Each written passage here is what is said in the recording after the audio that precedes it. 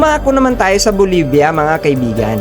Kapag sinabi mong kulungan, ang inaasahan mo talaga dito ay rehas, bantay, tahimik at takot. Pero sa Bolivia, may isang kulungan na kapag pinasok mo, mapapaisip ka talaga kung nagkamali ka ba ng napasukan. Welcome to San Pedro Prison, ang tanging kulungan sa mundo na parang barangay na may pader. At oo kaibigan, may mga preso rito na may sariling negosyo. Sa San Pedro, hindi lang ikaw ikinukulong. Buhay ka pa rin nagbabayad ng renta. May apartment ka, may kapitbahay ka, may tindahan sa kanto. Kung may pera ka, may maayos kang kwarto. Kung wala, good luck na lang sa'yo kaibigan. Parang buhay sa labas pero mas hanes.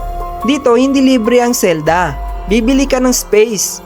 May mga preso na may TV, ref, lutuan at minsan kasama pa ang pamilya. Oo kaibigan, tama ang narinig mo. Habang ikaw sa labas ay hirap makabayad ng renta, may preso dito na may family room. At ang mas nakakaaliw, may mga bata sa loob ng kulungan. Hindi bilang preso, kundi bilang residente na rin. Imaginein mo iyon. Lumaki ka, ang playground mo ay kulungan. Ang normal sa'yo ay may rehas. Welcome to reality. Walang filter. May tindahan, may kainan, may tindero. Kung gutom ka, bumili ka. Kung bored ka, mag-billiards ka. Kung may pera ka, masaya ka. Kung wala, parang totoong buhay lang din.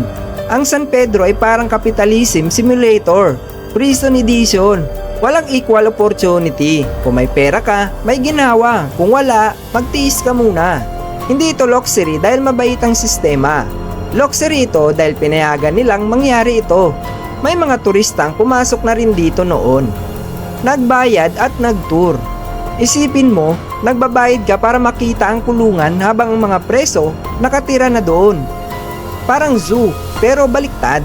Ang tanong, mas humane ba ito o mas brutal dahil ipinapakita nito ang totoo? Sa San Pedro Prison, walang ilusyon, walang palabas. Kung sino ka bago ka pumasok, mas lalala ka lang. Hindi ka ginawang masama ng kulungan. Pinapalabas lang nito kung ano ka talaga.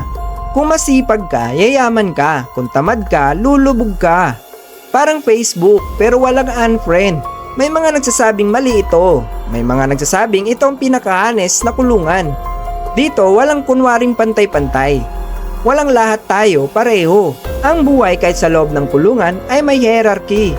Luxury nga ba ang San Pedro mga kaibigan? Hindi sa kama, hindi sa pagkain, kundi sa kalayaan sa loob ng pader.